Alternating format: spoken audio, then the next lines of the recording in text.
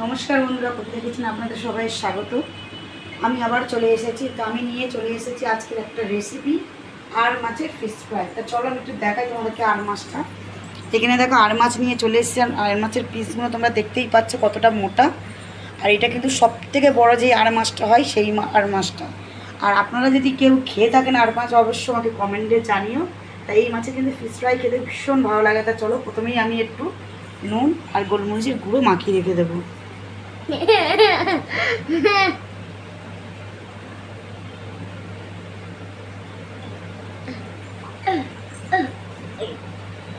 এখানে দেখো গোলমরিচের গুঁড়ো দিয়ে দিচ্ছি,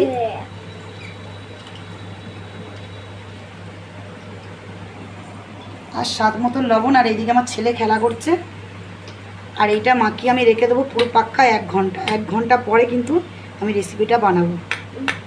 এটা যতক্ষণ রাখবে ততক্ষণ কিন্তু সব থেকে ভালো, কেন মশলাটা ভেতরে ঢুকবে আর টেস্টটাও ততই ভালো হবে।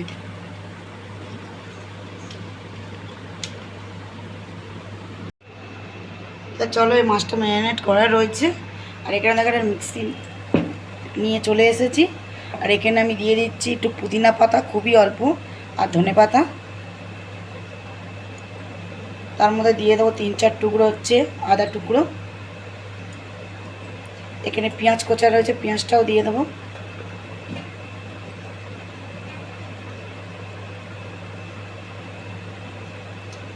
দশ 12টা কাঁচা লঙ্কা দিয়ে দেবো।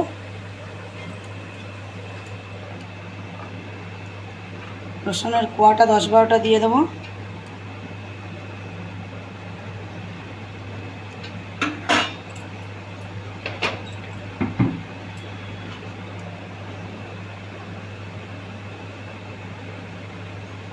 স্বাদ মতন লবণ দিয়ে দেবো।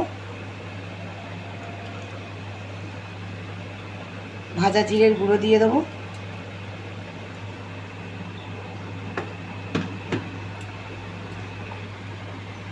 গরম মশলার গুঁড়ো একটু দিয়ে দেবো। অল্প একটু চিনি দিয়ে দেবো। এরপরে লেবুর রসটা দিয়ে দেবো, আমি পাতি লেবুর রস।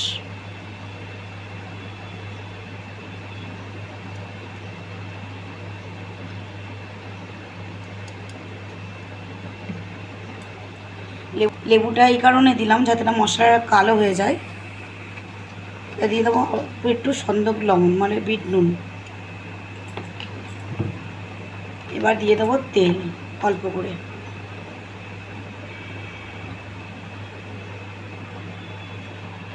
এটা কিন্তু জল দেবো না, এমনি পেস্ট করবো। চলো এটা পেস্ট করে নিই। এখানে দেখো মশলাটা আমার পেস্ট করা হয়ে গেছে, একদম নিয়ে চলে এসেছি। তো চলো এখানে আমি একটা ডিম দিয়ে দেবো প্রথমেই।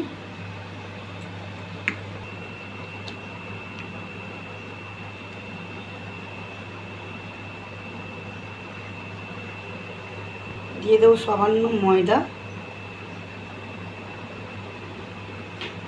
এটাকে ভালো করে আমি মাখিয়ে নেব।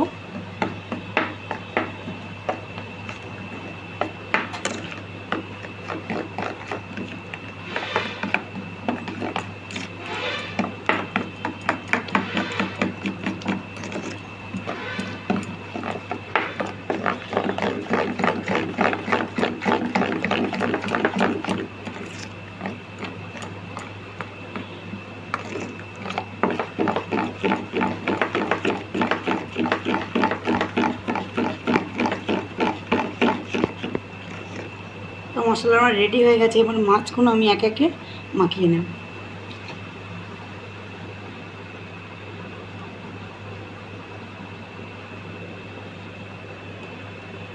এই মশলার মধ্যেই মাছগুলো কিন্তু আমি মাখিয়ে মিনিমাম 15 মিনিট রেখে দেবো।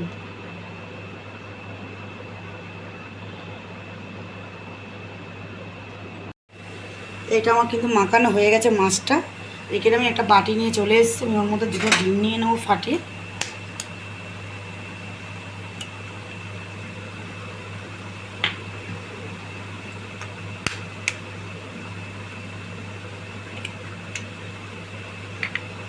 এবার হালকা একটু লবণ দিয়ে দেবো আমি।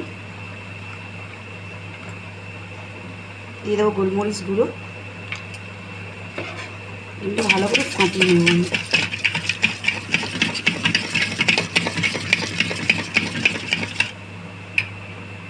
এখানে দেখো ডিমটাও ফেটানো হয়ে গেছে। তা চলো এবার রেডি করবো আমি। চলো ডিমটার থেকে আমি চামচটা একটু বের করে নিই।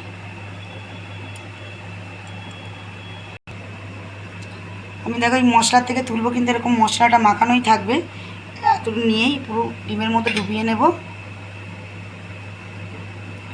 এরপরে আমি দিয়ে দেবো। আর এখানে দেখো আমি তোমাদের আরেকটা কথা বলিনি, এটা কিন্তু নারকেলের যেই খোসাটা হয়, ভেতরে যেই অংশটা, সেইটা দিয়েই কিন্তু কোট করছে। এটা ডবল কোট করব কিন্তু আমি, এটা কোনো বিস্কুটের গুঁড়ো নয়। আর এটা নারকেলের, এটা দিয়ে কিন্তু খেতে ভীষণ ভালো লাগে। আবার একটু ডুবিয়ে নেবো, ডবল কোট করে নেবো আবার।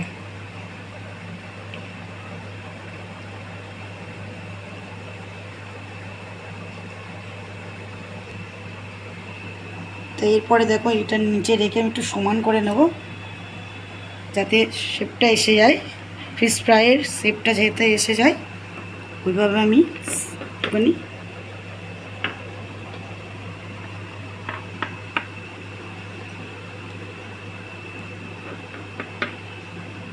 দেখো শেপটা একদম এসে গেছে আমি ফিশ ফ্রাইয়ের মতন।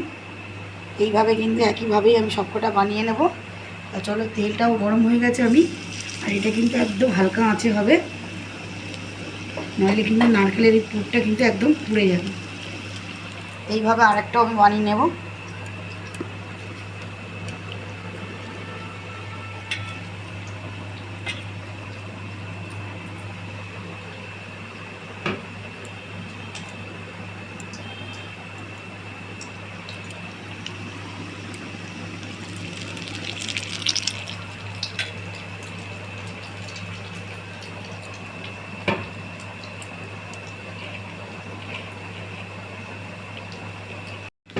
এখানে দেখতেই পাচ্ছ একটা উল্টে দিয়েছি আর একটা এখনই দিয়ে দিয়েছি।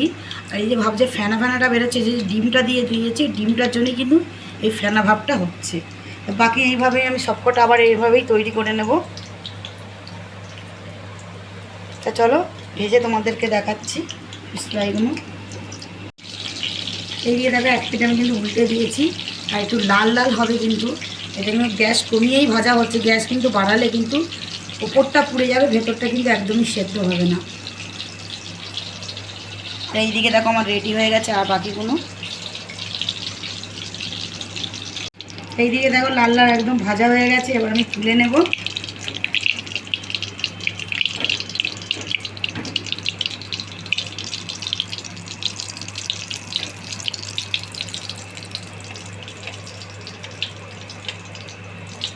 বাকিগুলো সব ভেজে নেবো আমি এইভাবেই।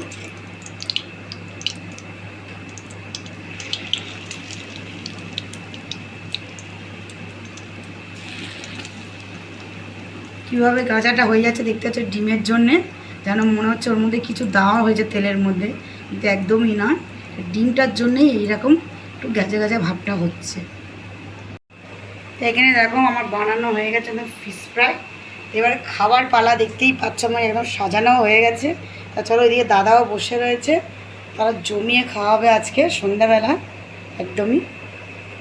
আর এখানে দেখো কাসুন্দি নিয়ে নিয়েছে স্যালাড। এইদিকে দেখো দাদা আমি দুজনেই চলে এসেছি, আর এদিকে কিন্তু আমার মেয়েও খাবে।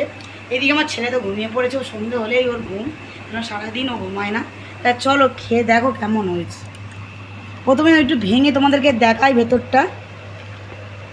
এইদিকে দেখো মাছটা দেখো কত সুন্দর সেদ্ধ হয়ে গেছে, আর ভেতরটা দেখো কি সুন্দর কালারটা লাগছে। তা চলো খেয়ে দেখাই তোমাদেরকে।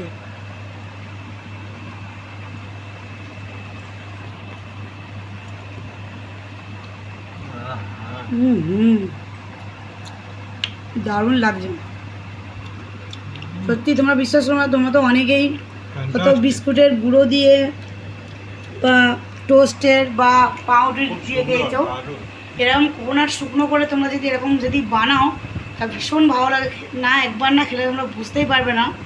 আর এটা আর মাছের ফিশ ফ্রাই যে এত সুন্দর লাগে, তো অবশ্যই যারা খেয়েছো তোমরা অবশ্যই আমাকে কমেন্টে জানিও, আর যারা খাওনি অবশ্যই এটা বানিয়ে খেও। আমরা খেতে থাকি, তোমরা আমার চ্যানেলটাকে সাবস্ক্রাইব করতে থাকো।